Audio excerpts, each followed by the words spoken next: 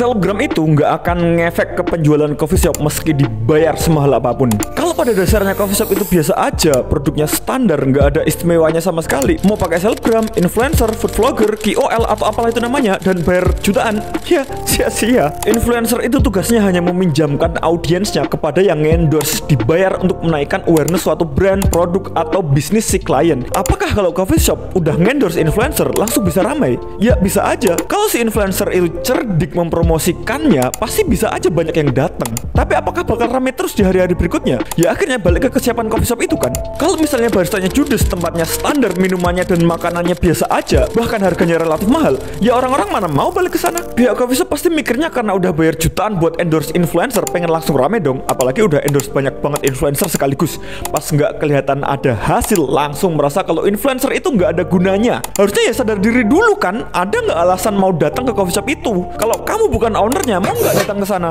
Apa yang ditawarkan coffee shop itu? Konsepnya jelas atau enggak? Apakah tempat itu untuk hangout atau workspace atau fokus menyajikan kopi terbaik atau apa? Kalau ngakunya workplace tapi colokan dikit, tempat duduk nggak proper buat buka laptop atau bahkan wifi-nya lemot, mana ada yang mau datang? Kalau konsep aja nggak tahu arahnya kemana, ditambah pelayanannya amburadul dan menunya standar, meski udah ngeluarin budget jumbo buat ngiklan di close the door, bulan depan pasti close the store. Kalau ada orang beli espresso di coffee shop itu hanya ada 3 kemungkinan. Pertama, emang doyan kopi. Kedua, nggak ngerti kopi. Ketiga, pelanggan laknat. Espresso itu memang dilema sih. Berhubung di jajaran menu kopi, espresso adalah menu yang paling murah, banyak pelanggan yang sering kejebak. Barista yang nge-shift kalau ada pelanggan pesen espresso biasanya was-was. Beneran mau beli espresso nih? Tahu nggak espresso itu apa? Nanti pas diantar malah kaget. Kalau ada yang bilang, kan tinggal dijelasin apa itu espresso. Iya sih. Masalahnya yang suka kopi biasanya nggak suka kalau dijelasin soal espresso, merasa diremehkan pengetahuannya. Untungnya yang jenis ini meski nggak dijelasin bakalan oke-oke aja pas pesanan diantar. Udah tahu apa yang dipesen. Mentok ya palingan komplain rasanya ambiar.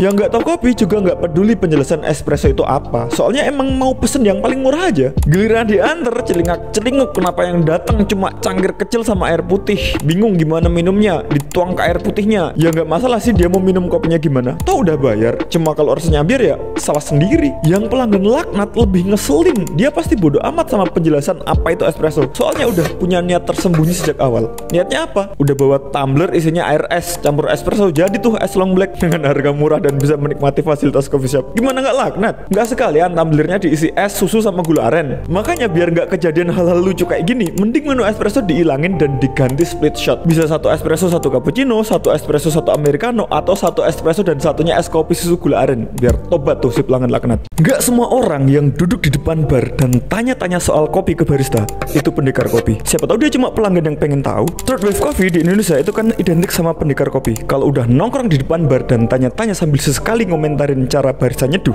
nah fix dia pendekar. Lucunya kadang pendekar nggak sadar kalau dirinya itu pendekar. Yang sadar ya yang nge-shift. Bahkan bisa aja nggak ada niatan untuk jadi pendekar, murni karena si pelanggan itu penasaran dan pengen tanya-tanya. Si barista yang nggak bisa jawab pertanyaan pelanggan itu akhirnya kena mental, mutung, kelihatan kalah ilmu. Akhirnya ya dia melabeli si pelanggan tadi sebagai pendekar. Aku curiga label pendekar itu muncul dari para barista yang pelongo-pelongo pas ditanya soal ini itu sama pelanggan. Padahal ya si pelanggan emang penasaran dan pingin tanya, kenapa sih bikin aeropressnya nggak dibalik? Kenapa paper filter V60-nya nggak dibasahin dulu? Atau kenapa kopinya kayak es teh? Akhirnya si barista sakit hati karena kelihatan bego, muncullah label pendekar. Kalau si barista bisa meladeni pertanyaan si pelanggan, pasti nggak akan muncul itu istilah pendekar. Atau misal nggak bisa jawab berbagai pertanyaan itu, terus bilang kalau nggak tahu, kayaknya si pelanggan juga bakal maklum. Jadi apakah pendekar kopi sebenarnya hanyalah ada di mindset para barista yang sakit hati? Saat ini sih udah jarang ya para pendekar. Mentok yang ada cuman larga. Tapi buat jaga-jaga misal para pendekar muncul lagi, mending para barista mulai ngulik lagi. Berhubung V60 yang paling umum, ya udah ngulik V60 sampai mentok. Setelah latihan sampai jago, coba adu ilmu di event Fun Battle V60 yang diadain oleh Nami Coffee tanggal 28 Oktober besok.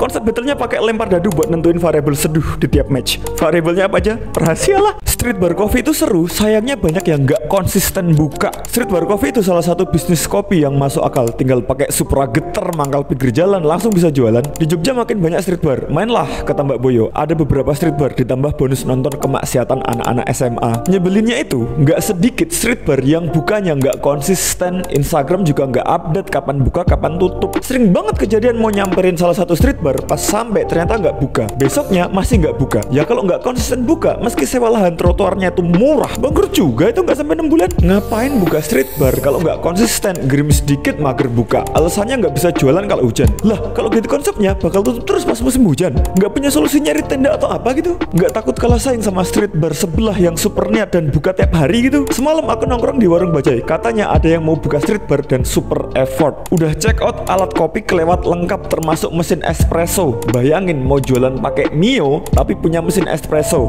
Verati Vero. Urusan aki kuat apa enggak?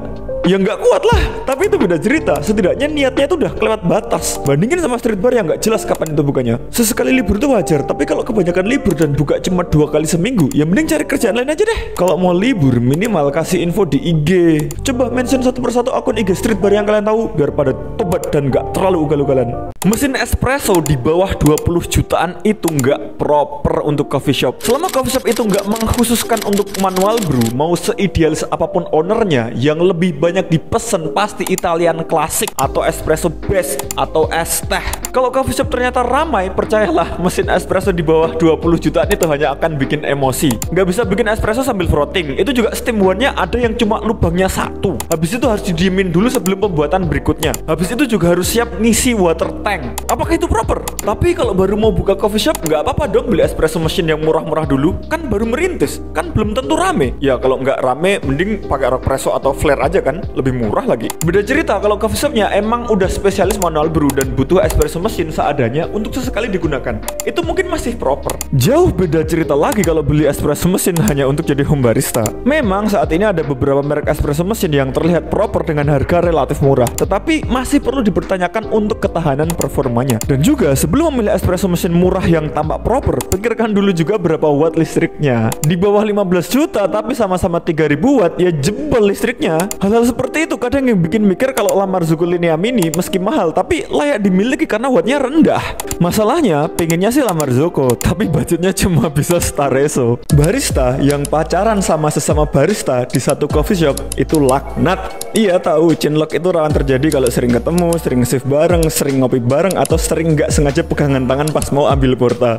Tapi mending jangan pacaran buat kenyamanan bersama. Kalau pacaran ya kalian yang nyaman bersama, tapi yang lain kan enggak. Yang paling pusing itu pasti headbar pas ngatur jadwal. Ada aja yang minta jadwal bareng, ada aja minta libur bareng. Headbar harusnya bisa ngatur jadwal biar rata, adil, makmur. Pas ada yang pacaran, pasti ada yang sering jadi tumbal. Ya si headbar tumbalnya.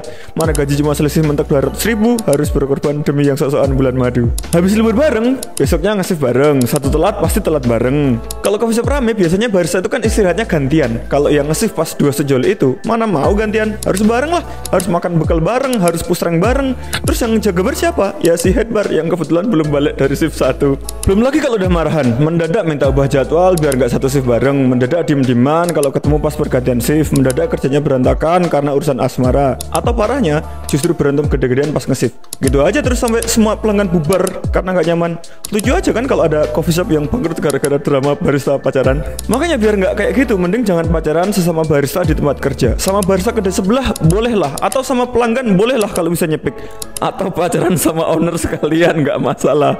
Siapa tahu naik gaji. Kenapa pesan americano pakai gula? Ya emang kenapa? Karena banyak yang sering minta gula pas pesan americano. Akhirnya barista punya SOP baru, yaitu ngasih tahu ke pelanggan kalau americano itu pahit, atau nanya nambah gula apa enggak. Bagi yang emang demen kopi, pertanyaan itu seperti terkesan merendahkan. Tapi bagi yang nggak tahu apa-apa, justru bakal terbantu. Soalnya harus diakui, nggak semua orang yang datang ke coffee shop itu tahu kopi, dan juga nggak semua orang yang ke coffee shop itu mau ngopi. Cek aja data penjualan, lebih laku es teh kan? Dengan berbagai jenis orang yang ke coffee shop, ya wajar kan kalau ada yang nggak tahu kalau americano itu pahit dan minta gula. Sebagai mantan pendekar kopi, dulu aku super anti dengan gula di kopi. Ada yang pesan americano pakai gula, langsung menggunjing dalam hati, tidak menghargai rasa asli dari kopi. Tapi makin kesini makin mikir, kayaknya americanonya Starbucks lebih enak kalau pakai gula. Akhirnya ya gula itu adalah hak segala bangsa. Siapapun dengan pesanan apapun boleh menambahkan gula biar lebih sesuai selera. Lagian misal beli americano 25.000, terus rasanya nggak sesuai ekspektasi, boleh dong nambah gula, kan biar bisa keminum. Daripada nggak dihabisin, kan dia beli. Atau sesimpel setelah dibeli pelanggan, ya nasib si minuman, entah americano atau espresso, ada di tangan si pelanggan dong. Mau americano ditambah gula,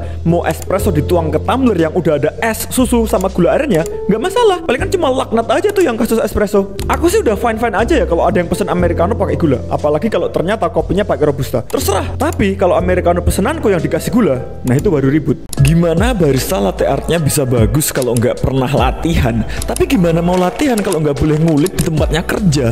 Masa disuruh nyoba-nyoba pas ada pelanggan? Ntar hasilnya jelek, dikomplain Larka. Harganya mahal tapi latte artnya jelek.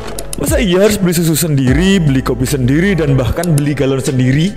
Hei, ada loh coffee shop yang flashing mesin espresso aja ditimbang airnya. Gimana mau jago latte art? Gimana mau ikut kompetisi latte art? Gimana mau pamer progres latte art di Instagram? Tapi emang semua itu tergantung owner coffee shop sih. Ada yang air galon aja nggak boleh diambil. Tapi ada juga yang membebaskan baristanya ngulik bikin apapun. Tiap bulan suruh bikin menu baru buat menggantikan menu yang kurang laku. Tiap hari disuruh nyetor foto progres belajar pola latte art baru pas nge-save. Terus budgetnya dari mana? Ya disediain budget khusus atau sudah diperhitungkan sejak awal dan ditambah ke HPP produk. Bahkan ada loh owner coffee shop yang ngasih duit jajan ke baristanya dan minta mereka ngopi di beberapa coffee shop lain untuk melihat perkembangan bisnis coffee shop itu.